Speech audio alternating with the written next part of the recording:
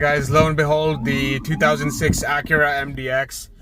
I just want to talk about why I decided to keep my dad's 2006 Acura MDX that we've had since 2011 and ditch my 2015 Scion TC. There's only a couple years apart, but at the same time, I owed money on the Scion TC. It was just that car that, I really wanted since I was a kid, and I got it as soon as I got my first job out of college four years ago. So I realized that that's all fun and everything, but at some point, you're gonna get tired of it. You're gonna get tired of paying a damn car payment every single month. On top of that, having to make payments for repairs and general maintenance, and of course gas and insurance, and God forbid something goes bad, that's a major issue.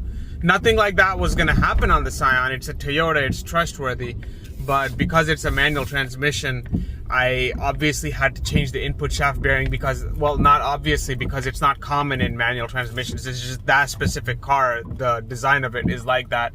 More so the fact that I still owed money on it, and I was just getting to a point in life, and I started maturing to the point where I understood that there's no real point in having a car payment like that. And my car payment wasn't a lot. Now that I sold it, I'll tell you guys what I was paying. I was only paying $242 a month, which is nothing compared to new cars where people are paying $700, $800, $900 for the loaded Toyota Camry. And even used cars nowadays that you would have bought if you bought after 2024, they're coming out to $400 or $500 a month.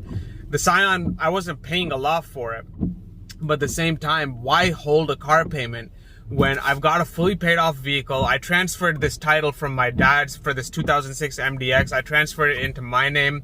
So the car is legally mine. I have insurance on it, which I'm paying just the liability for, and I can get away with, which I wasn't able to do on my Scion TC.